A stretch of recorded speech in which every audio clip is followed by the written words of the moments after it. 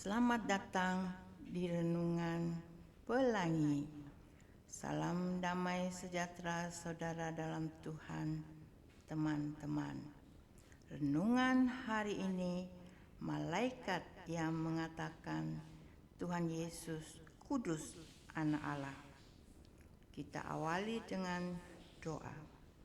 Puji syukur atas perlindungan dan pemeliharaan Tuhan. Juga bersyukur Tuhan mau turun ke dunia ini inkarnasi menjadi manusia untuk menebus dan menyelamatkan manusia. Dalam nama Tuhan Yesus Kristus, amin. Haleluya. Pada pemberitaan kelahiran Yesus ada tertulis di Alkitab, Lukas pasal 1 ayat 35. Jawab malaikat itu kepadanya, Roh Kudus akan turun atasmu dan kuasa Allah yang Maha Tinggi akan menaungi engkau. Sebab itu, anak yang akan kau lahirkan itu akan disebut Kudus Anak Allah. Demikian. Jadi, saudara dalam Tuhan, dalam ayat tadi ditulis disebut Kudus Anak Allah. Ada kata disebut. Tuhan Yesus disebut Anak Allah karena malaikat sendiri yang mengatakan sesuai pasal tersebut di atas tadi. Lukas pasal 1 ayat 35. Kita sebagai manusia terbatas dan tidak sempurna harus menerima perkataan malaikat. Sudah jelas tertulis di Alkitab, Yesus adalah disebut Kudus Anak Allah oleh malaikat sebelum Tuhan Yesus dilahirkan. Kita tidak perlu membuang energi dan waktu untuk sebutan Anak Allah diperdebatkan.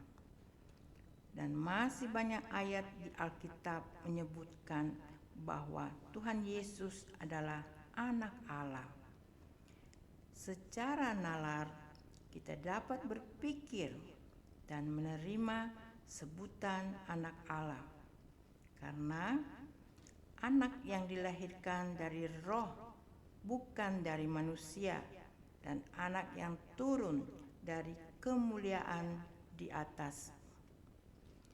Kita tidak pantas dan tidak sopan untuk berpikir atau mengira sebutan Anak Allah secara huruf atau harfiah dengan pikiran manusia yang terbatas dan tidak sempurna. Kekayaan kemuliaan yang maha tinggi, sangat besar, dalam, tinggi, mulia. Siapakah kita ini mau membatasi bahkan menyangga perkataan atau pesan malaikat yang diutus oleh yang maha tinggi, maha mulia? Pikiran, akal, rasio manusia yang diciptakan terbatas dan tidak sempurna, sedangkan pencipta manusia tidak terbatas dan sangat sempurna, sangat mulia, juga kekal. Dialah Alfa dan Omega. Masih banyak ayat tentang Anak Allah dalam Alkitab tertulis, antara lain 1 Yohanes pasal 4 ayat 10. Inilah kasih itu, bukan kita yang telah mengasihi Allah, tetapi Allah yang telah mengasihi kita dan yang telah mengutus anaknya sebagai pendamaian bagi dosa-dosa kita. 1 Yohanes pasal 4 ayat 14-15. Ayat 14. Dan kami telah melihat dan bersaksi bahwa Bapa telah mengutus anaknya menjadi juru selamat dunia. Ayat 15, barang siapa mengaku bahwa Yesus adalah anak Allah, Allah tetap berada di dalam dia dan dia di dalam Allah.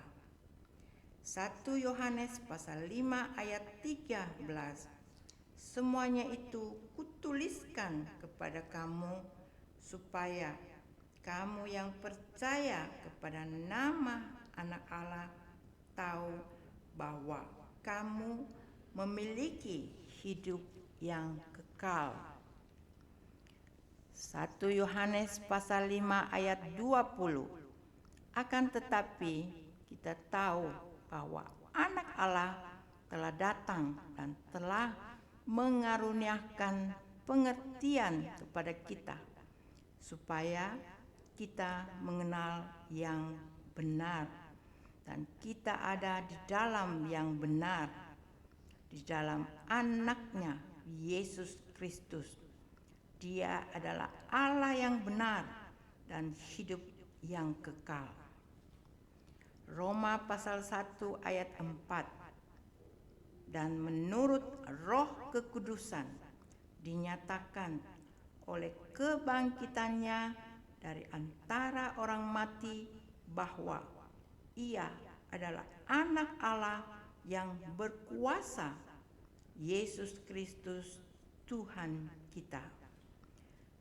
Satu ayat penutup, Roma pasal 15 ayat 16, yaitu bahwa aku boleh menjadi pelayan Kristus Yesus bagi bangsa-bangsa bukan Yahudi dalam pelayanan pemberitaan Injil Allah, supaya bangsa-bangsa bukan Yahudi dapat diterima oleh Allah sebagai persembahan yang berkenan kepadanya, yang disucikan oleh Roh Kudus.